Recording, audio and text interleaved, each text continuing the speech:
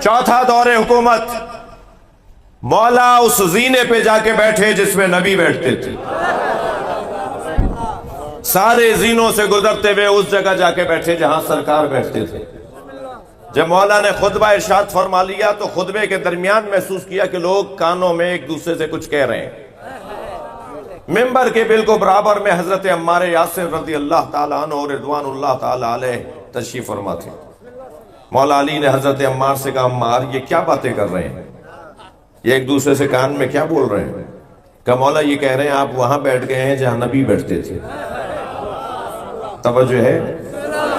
मेरे मौला ने अपने खुतबे का रुख बदला, मेंबर को हाथ मार के फरमाया, मा हाज़िहिल आवाद, ये लकड़ियों का ढेर क्या है? अना राकिबु कित्फ़िन नबी, मैं नबी के दोष पर भी बैठा हूं।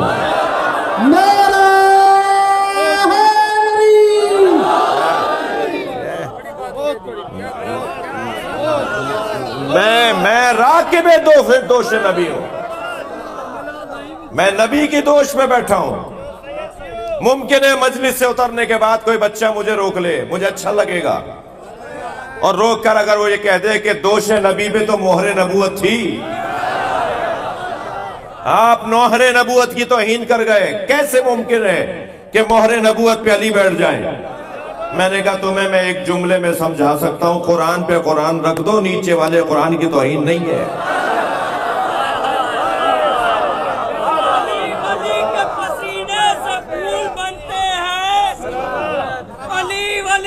पसीने से फूल बनते हैं, क्या तारीफ करूं उनकी जिनके बच्चों की सवारी खुद रसूल बनते हैं।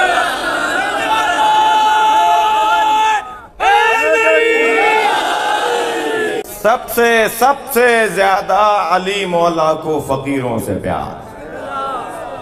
मैं अपने मोहतरम मजमे से, जैकमाबाद के सुन्नी शिया मजमे से एक जुमला कहता गुजरूं, खबरदार महंगे कपड़ों में किसी को देखकर अमीर न समझना। खबरदार 4 करोड़ की गाड़ी से उतरने वाला अमीर नहीं होता। जिसका कॉलर उधड़ा हुआ हो, पायचा फटा हुआ हो, बटन टूटे हुए हो, वो जलील नहीं होता। क्या मालूम जिसने महंगे कपड़े पहने हुए हो वो इलाके का यजीद हो, और क्या मालूम जिसके बटन टूटे हुए हो वो अल्लाह का वली हो। लिहाजा इन बुनियादों पर किसी की भी एहतरामी नहीं होनी चाहिए, इन बुनियादों पर किसी का एहतराम नहीं होना चाहिए। अल्लाह ने वैसे भी अपने वलियों को फकीरों में छुपाया हुआ है। जी 2 करोड़ की गाड़ी से उतरने वाले को विलायत नहीं मिलेगी जी। या दुनिया ले लो या रूहानियत ले लो, दोनों चीजें साथ साथ नहीं चलेंगी। अगर शौक है रूहानियत का तो सादगी अपनाना पड़ेगी।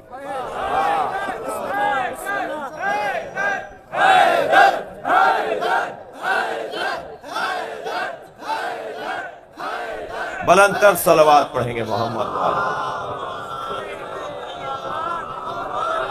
अच्छा, अगर मौसम तब्दील हुआ तो आप बैठे रहेंगे ना? अहले बैत का चाहने वाला हालात का रोना नहीं रोता, अहले बैत का चाहने वाला हालात का मुकाबला करता है। लिहाजा ये तो करम हो रहा है ना अल्लाह का, हम तो वैसे ही अल्लाह से रहमत मांगते हैं। मौला नबी चाहते हैं कि हर मजलिस में अली की बात हो। मुझे सिंधियों से इसलिए भी प्यार है कि जब 2 सिंधी आपस में मिलते हैं तो या अली मदद बोल के अली का जिक्र करते हैं, और अली का जिक्र नबी की आरज़ू और ख्वाहिश है कि हमेशा जब भी बात करो तो अली के जिक्र से अपनी महफिलों को सजाओ। एक दूसरे से मिलो तो मौला के जिक्र के साथ मिलो। ये दुनिया ख़त्म हो जाएगी, ये ज़माना मिट जाएगा, मगर जो चीज़ बाकी रहेगी वो इनका जिक्र है। मुझे तो कुछ लोगों पे ताज्जुब है जो कहते हैं कि अली दुनिया में 4थे नंबर पर है, मगर वही कहते हैं कि अली आखिरत में पहले नंबर पर है। जो आखिरत में पहले नंबर पर है वो दुनिया में भी पहले नंबर पे माना जाएगा। मुझे उस मलंग से भी बड़ा प्यार है जो कंठे कुलाबे پہن کر چٹیا بندے بنا کر ہاتھ میں ڈنڈا اٹھا کر بازاروں کوچوں میں آوازیں لگاتا ہے آج نہیں کل سب علی علی کہیں گے۔ مجھے معاف کیجئے گا جہاں میں مولوی نہیں پہنچ پاتا، مولانا معاف کیجئے گا، جہاں میں مولوی نہیں پہنچ پاتا وہاں وہ ملنگ علی کا ذکر پہنچا دیتا ہے۔ لہٰذا ایسے لوگوں کا خاص خیال کریں، یہ بہت اہمیت کے حامل ہیں۔ بات جو کر رہا تھا میں چاہ رہا ہوں اسے اور روشن کروں۔ سب سے زیادہ اعتماد مولا علی نے فقیروں کو دیا ہے۔ میرے مولا فرماتے ہیں کہ نبی نے مجھ سے کہا یا علی زینک اللہ بالزہد فی الدنیا وحب المساکین۔ یا علی اللہ نے تمہیں، نبی فرما رہے ہیں، یا علی اللہ نے تمہیں دو چیزوں سے سجا کے بھیجا ہے، تمہیں دو چیزوں سے سجایا ہے۔ ایک دنیا کا زاہد تمہیں بنایا ہے، ساری دنیا تمہارے پاس ہے مگر تمہیں دنیا سے پیار نہیں ہے۔ ساری دنیا کی نعمتیں تمہارے پیروں میں ہیں مگر تمہیں دنیا سے رغبت نہیں ہے۔ جی زینک اللہ بالزہد فی الدنیا، دنیا میں تمہیں اللہ نے بھیجا ہے دو چیزوں سے سجا کر، زاہد دنیا وحب المساکین، اور مسکینوں سے پیار کرنے والا۔ علی مولا کی صفت مسکینوں سے پیار کرنے والا۔ خطبہ ارشاد فرمایا میرے مولا علی نے، خطبے کے فوراً بعد مبارکباد کے سلسلے شروع ہوئے۔ خلافت کا پہلا خطبہ، ظاہری حکومت کا پہلا خطبہ، خطبے کے فوراً بعد مبارکباد کے سلسلے شروع ہوئے۔ اچانک مسجد نبوی کے دروازے پر سب نے دیکھا کہ ایک ایسی شخصیت آئی جسے کوئی نہیں پہچانتا مگر پہچانتے ہیں تو علی جانتے ہیں۔ مولا نے اپنی جگہ چھوڑ دی، ان کا استقبال کیا، انہیں اپنے ساتھ لا کے بٹھایا، کچھ دیر تک گفتگو فرمائی، پھر وہ جانے لگے تو انہیں دروازے تک چھوڑنے گئے۔